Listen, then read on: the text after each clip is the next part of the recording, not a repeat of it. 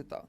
Eu fiz uma escadinha para aquelas pessoas que eram leigas, porque eu considero aquela obra e continuo considerando extremamente importante, relevante. Eu acho que as pessoas têm que parar de demonizar o cara porque ele tem pensamentos merdas. Não quer dizer que um relógio quebrado não possa acertar 2 vezes ao dia. Mas, Monark, o que você está falando é importante porque reflete aquilo que eu estava falando, que é do binarismo. As pessoas só entendem se a pessoa é boa ou mal, se é amigo ou é inimigo. Com certeza. Se agora ela tá junto ou tá separado de alguém e tal, não sei o quê. É tipo, eu falar então, que eu vou pegar um exemplo extremo aqui, muito extremo. Não me cancelem, por favor. Mas é a mesma coisa que falar que Hitler não era capaz de fazer um bom jantar, tá ligado? O Hitler, você por tá mais usando que ele... o exemplo mais extremo possível. Possível, mas é que é bom pra elucidar um ponto, entendeu? O Hitler, Claro. por mais que ele seja um monstro, entendeu? Um cara completamente desprezível, não quer dizer que ele não sabia fazer um bom... Não, ele era um pintor foda, por exemplo. Exato, exato, é isso que ele tá falando. Então, Não quer dizer que o cara é um monstro, que ele não tenha um bom ponto ali ou aqui. O Hitler é um merda, né? Com certeza. Já tá bêbado, né? Desculpa, mano. mas a gente entendeu o que você quis dizer, Monark. E, de fato, as coisas precisam ser analisadas por aquilo que elas são no Hitler é um momento em merda. que elas Exatamente. Hitler é acontecem. um né? merda. Quer dizer, não é mais porque ele morreu faz muito tempo. Já é, mano. Ele é um bosta, esse Hitler. Eu odeio ele. É o líder do nazismo aí que exterminou milhões de judeus Mas, e às sim, vezes o nazismo é usado aqui só como xingamento no Brasil, nazista, e eu não gosto disso. Mas eu deixa gosto de claro que descrever as coisas. minha opinião é que ele é um lixo de ser humano. Então, naquele momento, era importante organizar aquilo porque fazia parte da história, até da formação de muita gente ali que estava começando a escrever coluna e repetindo algumas coisas que o Olavo dizia anos antes, etc.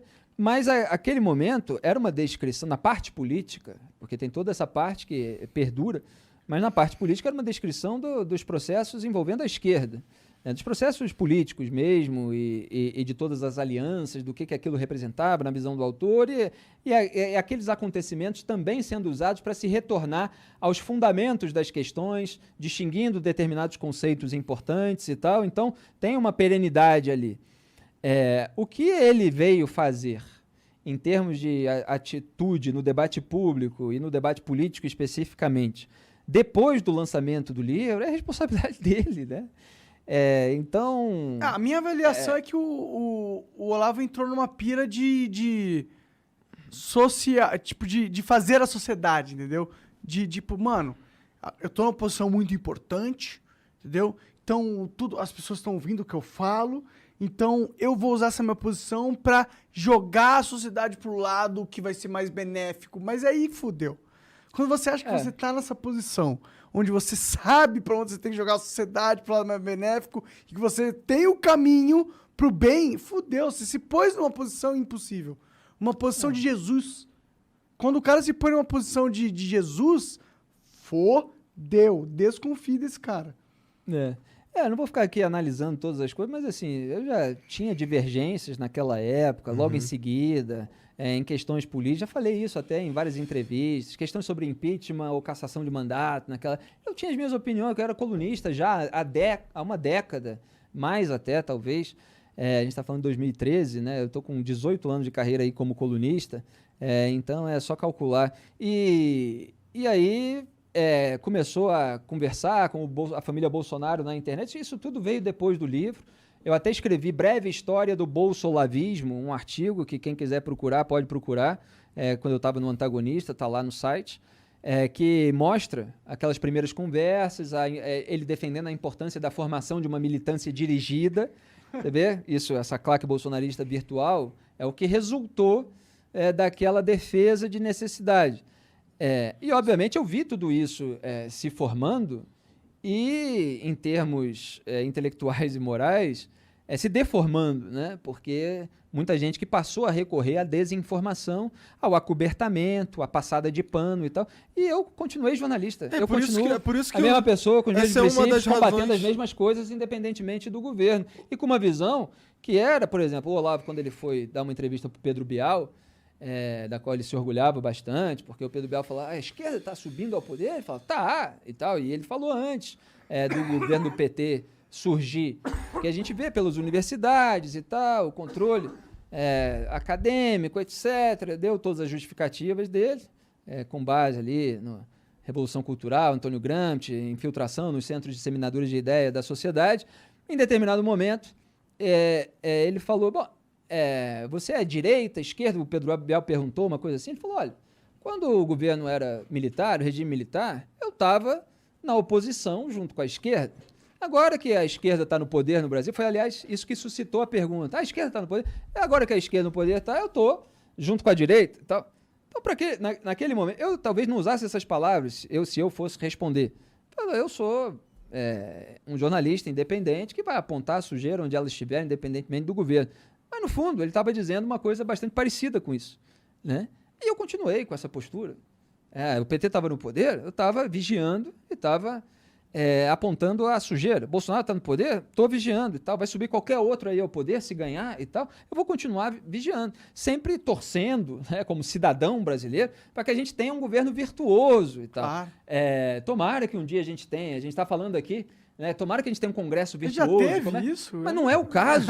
Se for o caso, bom, aí a gente diz, agora, vou relativizar crime? Ah, não, ladruagem em gabinete não é ladruagem. Por que você acha não, que o isso Olavo não foi é. nessa vibe? Isso é coisa de Ele vagabundo. se seduziu pelo poder? O Olavo, na sua opinião? É ele que tem que explicar, você está querendo Eu acho que sim. entrevistar. Eu vou falar o que eu acho. Eu não vou. Eu acho que o Olavo total, ou ele se seduziu pelo poder, ou ele tem tanto medo do PT voltar, e eu não acho que seja isso, pra ser sincero, que ele acha que os fins justificam os meios. O ponto dele querer uma militância dirigida para um lado significa que ele está copiando a mesma estratégia do PT, porque a PT tem uma militância dirigida. É porque aí até entra uma questão, né? Uma coisa é um autor dizer que, olha, para você subir ao poder político no Brasil, diante de tantas militâncias, etc., você vai precisar criar aí uma turma aí para valorizar as suas ideias e tal, para divergir no debate público, as pessoas que acreditam mesmo. Mas isso é os diferente simpatizantes. de militância. Não, pois é, essa distinção que eu estou querendo fazer. Até aí você fala, bom, um colunista está dizendo que é preciso haver uma militância. A terceira via agora, alguém pode falar assim, bom, para enfrentar as pessoas no debate público vai precisar que alguém... Tem que defenda a que terceira defenda via. e tal, não sei o quê. Agora, uma coisa é você reunir o pessoal do seu partido e tal, simpatizantes, etc., para defender aquelas ideias. Outra coisa é ser descoberto que o sujeito tinha um esquema criminoso e você falar assim, não, de jeito nenhum. E, aliás, isso nem é crime, né? Se for, tá tudo bem, se fez, não é crime, porque, na verdade, isso aí todo mundo faz e não sei o quê, blá, blá, blá. Aí não dá, entendeu? Então, você chegou a esse ponto, né? Essa distinção aí desapareceu e as pessoas resolveram entregar ali a alma mesmo e fazer tudo ao contrário do que foi prometido e tentar acobertar, passar pano para aquilo. Ele falou que não ia fazer toma lá da cá. Se vier alguém, ele citou o Renan Calheiros, o Bolsonaro, né, numa entrevista, vier pedir o Banco do Nordeste e tal, se essa for a única maneira de governar, na base do toma lá da cá, tô fora e tal. E hoje quem indica, quem manda no Banco do Nordeste é o Valdemar da Costa Neto, mensaleiro, que roubou junto com o PT de acordo se ele realmente com as investigações, né? Seria Passou incrível. 11 meses Falta na cadeia. isso pra um presidente, é o dono do partido Bolas. pro qual o Jair Bolsonaro Bolas. foi agora, tá? Para quem tá assistindo, o PL. Tem ninguém, todo cara que... Verdade. Será que o Moro não vai ser um cara desse também? Um cara que vai chegar no poder, vai gostar. Se bem que ele se provou um pouco não isso quando ele saiu do negócio. Se bem que há quem argumente que foi um cálculo político para ele ser presidente agora. São essas alegações da qual a gente estava falando. Agora, a questão é a seguinte, a partir do momento que o sujeito assume um governo, é natural que se cobre dele coerência em relação aos seus discursos e tal. É natural que possa haver concessão aqui e ali. Outra coisa é você fazer a concessão total, é você fazer o oposto daquilo que você defendia. É você jogar fora aquilo que você fez parecer que eram seus princípios e valores para fazer o contrário. Então, qualquer governo tem que ser analisado. E, obviamente, aqueles que não governaram, porque o Lula já governou, o Bolsonaro já governou, está governando agora, supostamente, né, desgovernando, os dois desgovernantes.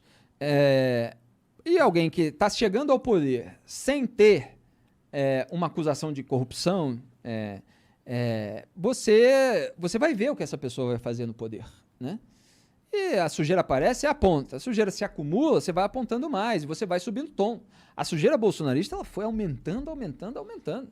E, naturalmente, você vai subindo o tom da crítica. O sujeito quer perverter as Forças Armadas, o sujeito não quer comprar vacina, o sujeito está instrumentalizando a Polícia Federal e tal, você vai lá e fala.